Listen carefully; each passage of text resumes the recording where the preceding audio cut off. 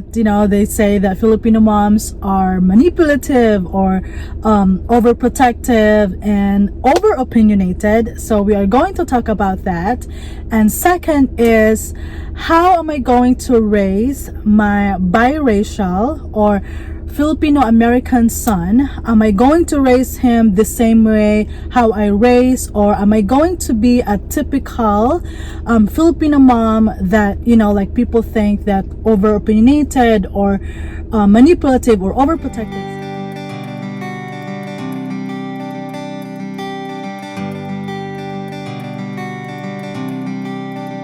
Hey friends, welcome back to my YouTube channel. How are you guys? I hope you are safe, well and healthy. Thank you so much for stopping by again. So today is Saturday and it's not I have lots of errands to do. I need to go to Walgreens to return this cleaner thing because I just realized that I have one already.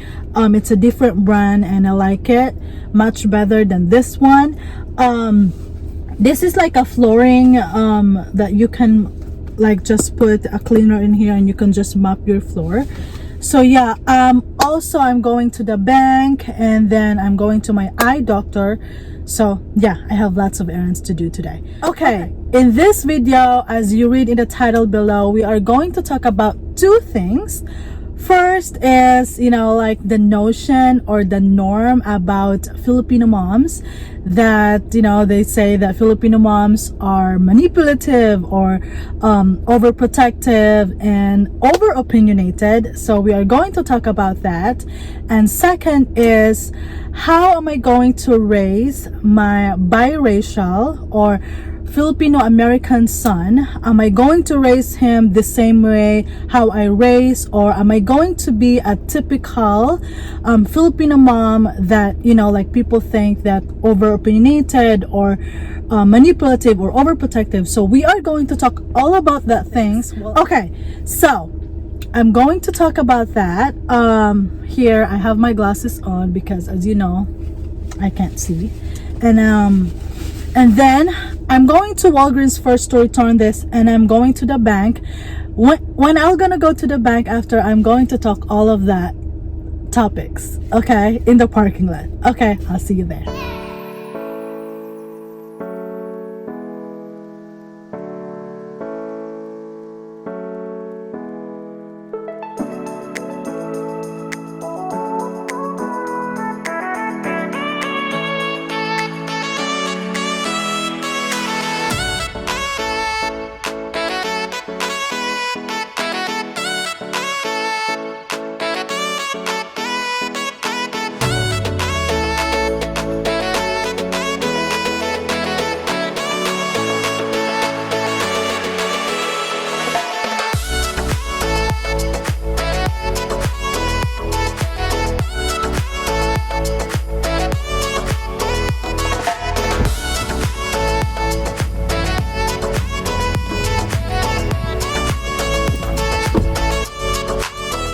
So, hey friends, I'm here in the parking lot of our bank, and I went inside because I processed some things and also deposited the money of my son. He has money from his godmother, so I just went inside. You can actually deposit through drive-through, but I just went inside because I need to go inside anyway. So yeah. Okay, so we were gonna talk about the things that I've mentioned already earlier of today's video. Like, these are the topic that we're gonna talk about, and I still have a little bit of time before I go to my eye doctor, which is just like 6 minutes away from here. So that's really good. Okay, so the notion of Filipino moms that, or the norm of the Filipino moms that, like they said, or Filipino moms are manipulative, overprotective, and opinionated, etc., etc., etc.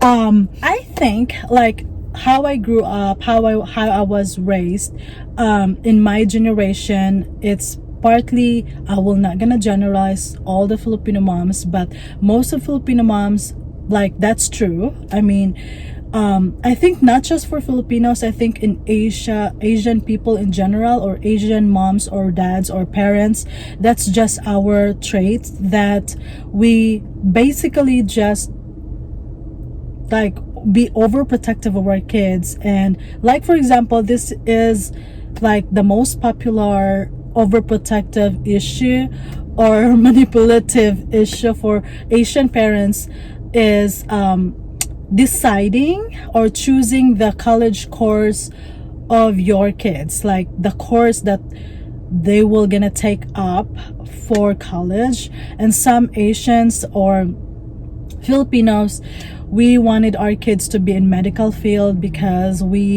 that's how we think that medical field, wherever they go in the world, they always have a job, or there were always like some kind of job in medical field that they can work into, you know, like that's already in our notion. Even I was in the Philippines, people are going to nursing or pharmacist or PT, physical therapist, or med tech and stuff like that. Like it's very common for Filipinos to think that, and it's also true, that because we are hard worker and we love to do services to people, some of the Filipinos go in that route of medical field. About being manipulative or protective and stuff like that, or protective and deciding the future of your kids, it's kind of true, and that's how I was raised.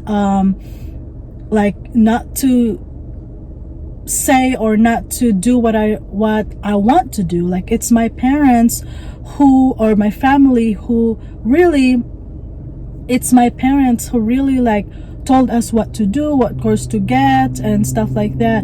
Actually, in my part, it was not my parents who told me what course to get. I really wanted to be in psychology, but we cannot afford to that, and we stayed in our island, and the only course that I picked is the one that I thought that would fit my personality and that would, you know, like that we can afford, because we stayed in the island and the courses in that college is limited, so I cannot really pursue psychology as much as I want to do it. Also, so that's the notion of Filipino mom, you know, like, and I'm not denying that it's not true. It's somewhat true, and in our generations before, it's different, because it's really like more than true. In our generation before, like how we raise, it's true, you know. So why are the Filipino moms do that? Like, why are they overprotective or manipulative or opinionated of their kids' future, and, you know, like how they act, and even in a relationship and stuff like that? Why? Because that's in our brain already. It's in our trait. It's in our blood. That's how we raised. That's how our parents raised us. And not just Filipinos, but in the whole, like Asian people, it's very common. Okay, so I answered that question. Is it bad or is it good or something like that? It depends, you know. It depends of how you will act or how you will absorb how your parents are raising you, you know. In our generation, in my generation, it's common, so we didn't really think that, okay, this is bad, or why are you manipulating me, why are you holding me, you know, like why are you like deciding all the things that I need to do, or should I, you know, like why, like I didn't ask that questions, you know what I mean. It's all the kids in our village, or like my friends and stuff like that, like the people around me, it's already common, you know what I mean. It's not like I'm rebellious because my parents let me do this or they forced me to do that. Like it's not like, thank God it's not like the case. And so yeah, so okay, and the next is I have a note again. Will I be the same way to my son? I had questions also to that. Like I have like few people ask me about that. Like, will I be the same way with my son? Okay, for those who don't know or new in my channel, I'm a Filipino mom living here in the United States, and I have an 18-month-old son. Okay, so thinking about raising a biracial kid, my son is, you know, Filipino American, and I don't know, will I be the same way to my son? I don't know. I really don't have the answer right now, because I'm just new to this motherhood, and also, what do you call that?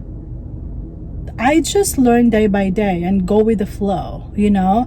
I don't really know if I will be, you know, like choosing his college career or his college course. It really depends on his generation. I really don't know what's his generation.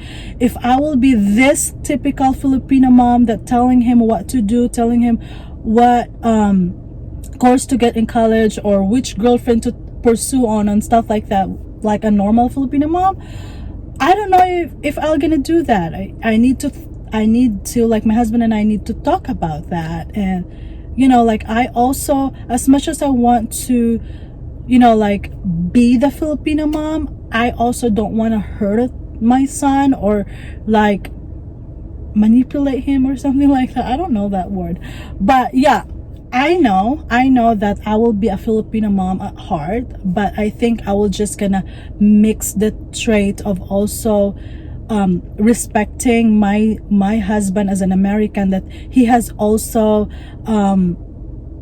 a say. He has also like a decision to make on how we raise our son. So I think it depends upon how you and your husband will gonna parent your Filipino American son. I will not gonna be like naive here and says, oh, we're perfect, like we're gonna talk about how we're gonna raise our son and stuff like that. No. We were just still also living day by day and also collaborating the traits that we have and the cultures that we have to our son. And also like for example, me being a Filipino mom, I always think about the future. I think that's already like a normal Filipino mom. Like, we can never be at ease.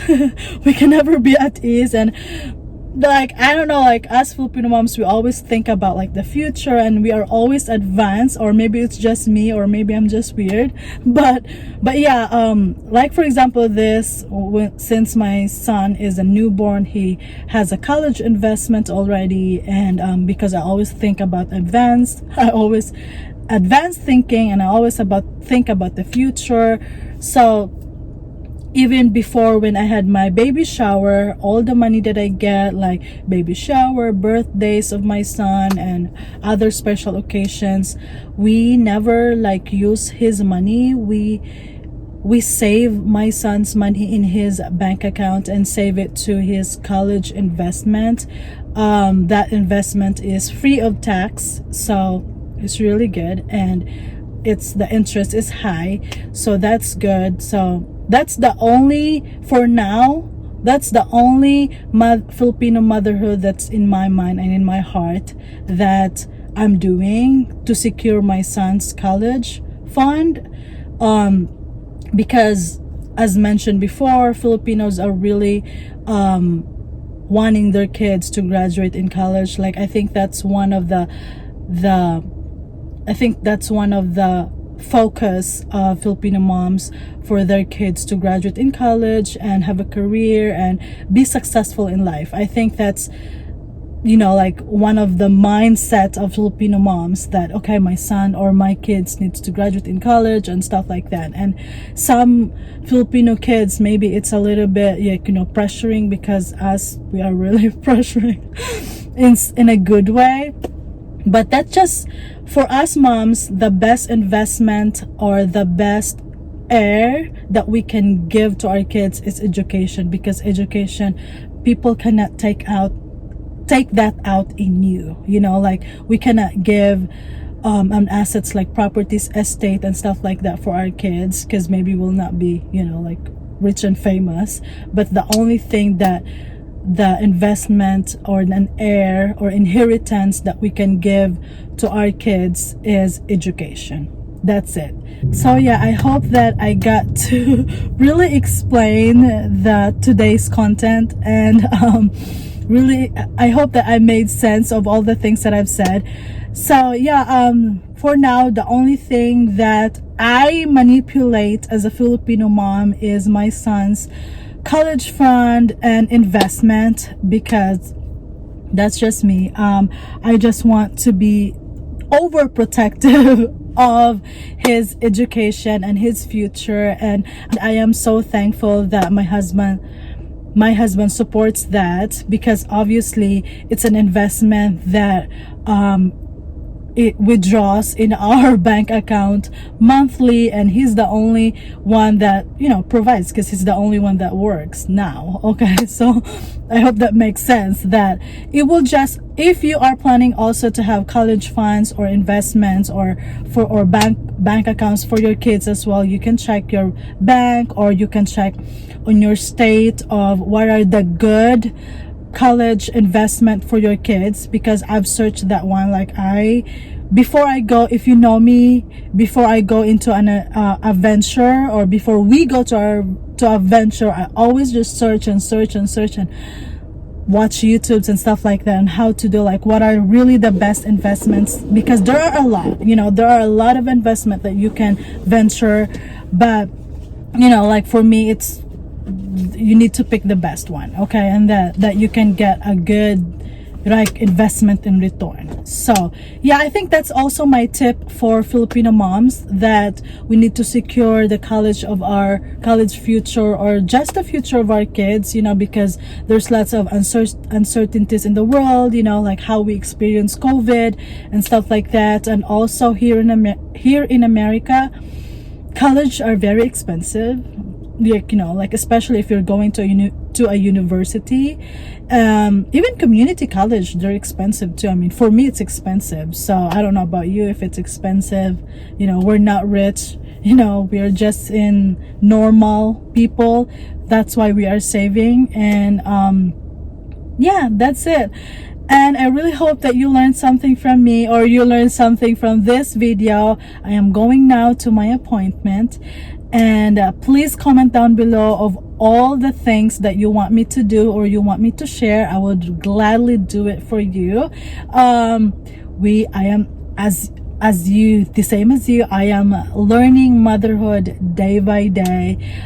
Every kid is different, every situation is different, so I'm not trying to be perfect. I am also learning. I'm not trying to say that I know it all, because I am not. As the same as you, I also research every day, watch mommy vlogs every day, follow Instagrams about mom and stuff like that, because I don't have my parents here. I don't have my mom here with me. It's just me, my sister, and my friends who always talk about motherhood. And yeah, because as moms, we need to have a support group, you know what I mean? Like, we need to have a support group. That's what I'm trying to say. Okay, thank you so much for watching. I'll see you in my next video. Please don't forget to like, share, and subscribe. And I love you guys. God bless you all. Bye.